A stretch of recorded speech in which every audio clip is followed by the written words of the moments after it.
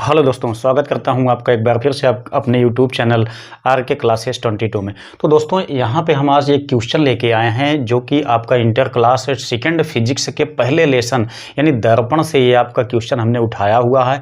ये आपका न्यूमेरिकल जो आपका आंकिक होता है उसका पहला ही क्वेश्चन है, आप जाकर के बुक में देख लीजिएगा। ठीक है, तो उसके विषय में मैं यहाँ पे स्पष्ट करने वाला हूँ कि ये जो अवतल दर्पण या उत्तल दर्पण होते हैं इनकी सवालें कैसे सॉल्व की जाती हैं। बहुत आसानी से मैं आपको यहाँ पे इसको समझाने की कोशिश करूँगा। हम सभी जानते हैं दोस्तों कि जो आपका दर्पण होता है या लेंस होता है, इनकी सवालें जो होती हैं वो बहुत ज़्यादा डिस्टर्ब करती हैं।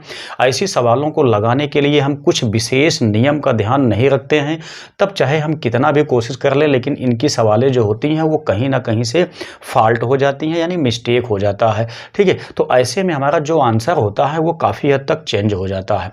तो यहाँ पे इस क्वेश्चन को आपको समझने के लिए इस वीडियो को आपको अंत तक देखना बहुत ज़्यादा आवश्यक है, ताकि इसके बाद आपके मन में कोई भी डाउट न रह जाए, कोई भी समस्या ना हो, ऐसी सवालों को आसानी से आप लगा सकें। तो आइए यहाँ पे देखते हैं किस प्रकार से ये क्वेश्चन आपका सॉल्व होगा। तो देखिए, सबसे पहले यहाँ पे क्वेश्चन दिया क्या गया है उसको मैं आपको अच्छे से पढ़ के सुना देता हूँ। अब देखेंगे, कहा गया है 24 सेमी वक्रता त्रिज्या वाले अवतल दर्पण के सामने। तो सबसे पहले हमको यहाँ पे देखना है कि क्या क्या चीज़ दी गई है, तब हम देखेंगे कि क्या निकालना है। यहाँ पे देखेंगे 24 सेमी वक्रता त्रिज्या, तो वक्रता त्रिज्या वाले अवतल दर्पण, दर्पण आपका किस टाइप का है?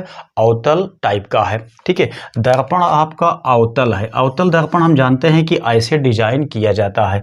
इसमें हम जानते हैं कि बाह्य साइड में कलई की जाती है, जो अंदर वाला भाग होता है उसमें से इसमें रिफ्लेक्शन होता है। ठीक है, तो कहा गया है कि 24 सेमी वक्रता त्रिज्या, इसकी जो वक्रता त्रिज्या होती है वो दी गई है आपके पास 24 सेमी। तो हम यहाँ पे जानते हैं कि जब वक्रता त्रिज्या हमारे पास होता है तो हम फोकस दूरी को बड़े आसानी से निकाल सकते हैं, क्योंकि आप लोगों को पता होगा कि फोकस दूरी जो होती है वक्रता त्रिज्या की आधी होती है। ठीक है, तो एफ का मान यानी फोकस हम निकालेंगे, फोकस दूरी, तो ये 24/2 यानी कि फोकस दूरी आपकी आसानी से आ जाएगी 12 सेमी। लेकिन अब यहाँ पे आपको सबसे ज़्यादा खास ध्यान देना है कि कौन से चिन्ह को माइनस में रखेंगे, कौन से चिन्ह को प्लस में लिखेंगे। ठीक है, तो आप देखेंगे तो अवतल दर्पण जो होता है, अवतल दर्पण की फोकस दूरी यहाँ पे हमेशा लगभग माइनस में ही चलती है। ठीक है, तो यहाँ पे आप देखेंगे अवतल दर्पण है, यहाँ इसका फोकस है। ठीक है, ये होता है आपका वक्रता केंद्र, यहाँ पे हम मान लेते हैं इसका फोकस मान लेते हैं। तो फोकस दूरी आपकी जो होती है दोस्तों, यहाँ से यानी ध्रुव से मुख्य फोकस के बीच की दूरी को ही कहा जाता है फोकस दूरी। ठीक है, तो फोकस दूरी आपकी जो होती है वो माइनस में ली जाती है। मतलब ये हुआ कि यहाँ दर्पण के ध्रुव से अगर हम बाएं साइड में कोई भी दूरी को मापेंगे तो वो आपका माइनस में चलेगा। यहाँ से हम इस साइड में यानी दाएं साइड में कोई भी दूरी हम मापते हैं तो वो आपका प्लस में चलता है। वहीं आपको ध्यान देना है, मुख्य अक्ष से हम जब ऊपर वाले तल में दूरी को मापते हैं तो वो आपका धनात्मक में चलता है। यहाँ से जब नीचे की दूरी को हम मापते हैं तो वो ऋणात्मक चिन्ह के साथ लिया जाता है। तो ये हो गया आपका -12 सेमी। आगे देखेंगे, कहा गया है अवतल दर्पण के सामने 3 सेमी की दूरी पर एक मोमबत्ती रखी गई है। इसके सामने 3 सेमी दूर पे यहाँ हम मान लेते हैं कि ये आपका क्या चीज़ है, ये मोमबत्ती है, जो कि इसकी दूरी इसकी कितना है, यहाँ पे 3 सेमी दी गई है। तो हमेशा हम दूरी को यानी कि वस्तु की दूरी को हम u से दिखाते हैं। तो u का मान दिया गया है आपके पास कितना, 3 सेमी दिया गया है। अब यहाँ चिन्ह के विषय में बात किया जाए तो हमेशा जब भी चाहे आपका लेंस हो, चाहे आपका दर्पण हो, उत्तल हो, अवतल हो, इससे कोई मतलब नहीं है। जब भी आपको यहाँ पे वस्तु से दूरी की बात की जाए तो हमेशा वो माइनस में ही चलेगा। तो यहाँ पे जो दूरी है वस्तु की, इसको हम ले लेते हैं माइनस में, -3 सेमी आपकी दूरी हो गई। अब देखेंगे एफ निकल गया, यू निकल गया। ठीक है, ये दो चीज़ें हमको पता हो गई। आगे आपसे पूछा क्या गया है, मोमबत्ती के प्रतिबिंब की स्थिति ज्ञात कीजिए, मतलब इसका प्रतिबिंब कितना दूर पे बनेगा। जब भी आपसे पूछा जाए प्रतिबिंब की स्थिति ज्ञात कीजिए तो हमको समझना ये है कि हमारा जो प्रतिबिंब है वह दर्पण से कितना दूर पे बनेगा। आप ध्यान देंगे यहाँ से हमको यहाँ से v का मान फाइंड करना है। तो आप लोग जानते होंगे कि जो दर्पण का सूत्र होता है, चाहे वो उत्तल के लिए हो चाहे अवतल के लिए हो, वो होता है 1/f is equal 1/v plus 1/u होता है। तो यहाँ से आप देखेंगे आपके पास क्या क्या चीज़ दिया है। f का मान दिया हुआ है -12 सेमी, तो हम f के स्थान पे लिखेंगे -12। आगे हम देखते हैं हमको v का मान यहाँ पे निकालना है, तो हम यहाँ पे v को ऐसे छोड़ देते हैं। यहाँ पे देखेंगे तो जो आपका u है, u का मान आपके पास दिया हुआ है -3 सेमी, तो यहाँ पे प्लस था इसलिए हम यहाँ पे -3 लिखेंगे, तो ये माइनस हो जाएगा। तो ये हो गया आपका -1/3। अब क्या काम करना है आपको, यहाँ से इसको आप उठा ले आइए इसके साथ में, इसको अकेला छोड़ दीजिए। तो ये आपका v इज इक्वल हो गया, यहाँ पे देखेंगे इस साइड में ले आएंगे तो ये हो जाएगा 1/3। इसको हम जब ले आए तो ये वाला प्लस में हो गया और ये आपका है माइनस में, तो ये इतना बन गया। अब सिंपल क्या काम करना है, इसको आप सॉल्व कर दीजिए। देखिए यहाँ पे आपका हर समान, मतलब यहाँ पे हर आपका समान कर लीजिए तो भी काम चल जाएगा, और चाहे आप यहाँ तिर्यक मल्टीप्लाई कीजिए तो भी काम चल जाएगा।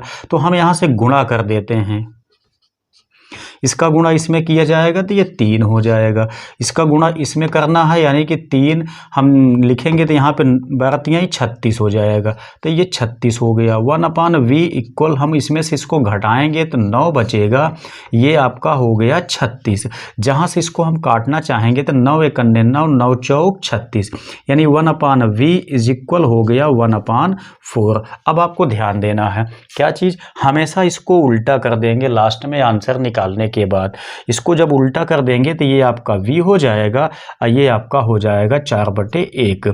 तो यहाँ से v का मान आपके पास निकल के आया फाइनली कितना, 4 सेमी आपका v का मान निकल के आया है। अब आपको यहाँ पे ध्यान देना है कि जो आपका आंसर आया हुआ है वो प्लस में आया हुआ है, माइनस में नहीं आया हुआ है।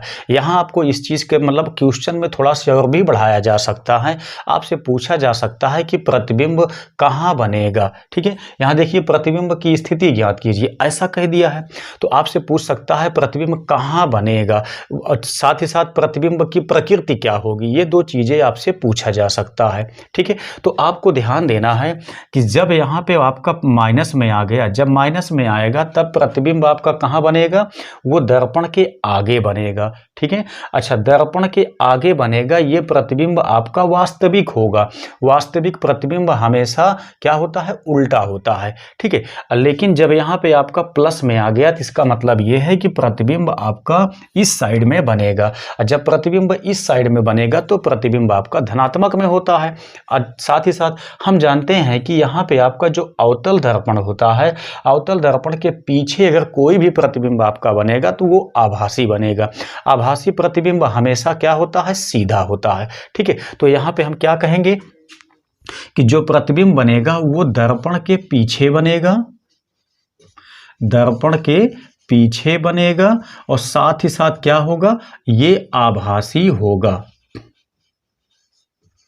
प्रतिबिंब आपका दर्पण के पीछे बनेगा और साथ ही साथ ये आभासी होगा। चूंकि ये क्या है, दर्पण के पीछे हमने क्या कहा, आभासी बनेगा। आभासी बनेगा, उसके साथ साथ जो प्रतिबिंब आपका आभासी होता है वो हमेशा क्या होता है, सीधा होता है। तो यहाँ से क्या होगा, आभासी होगा, तथा हम लिख सकते हैं कि सीधा होगा। तो प्रतिबिंब आपका आभासी होगा, सीधा होगा, दर्पण के पीछे बनेगा। इतना आपको ये इस क्वेश्चन से इतनी जानकारी आपको बड़े आसानी से मिल जाती है। अगर ये चीज़ें आपके समझ में आ जाती हैं, यानी कि प्लस माइनस का जो खेला इसमें है, ये चीज़ आप अच्छे से समझ लेते हैं, तब समझ लीजिए कि दर्पण या लेंस, इससे रिलेटेड जितने भी सवालें हैं बड़े आसानी से आप लगा सकते हैं। इसके बाद भी दोस्तों अगर आपको किसी भी क्वेश्चन में कोई दिक्कत होती है तो आप हमसे कमेंट बॉक्स में उसको पूछ सकते हैं। ये जो क्वेश्चन है ये केवल आपका इंटर के लिए ही नहीं है, बल्कि ये आपका क्लास 10th के लिए भी बहुत ज़्यादा आवश्यक है, क्योंकि दर्पण आपका 10th में भी है, 12th में भी उपलब्ध है। तो उम्मीद करता हूँ कि ये चीज़ें आपके निश्चित ही समझ में आई होंगी।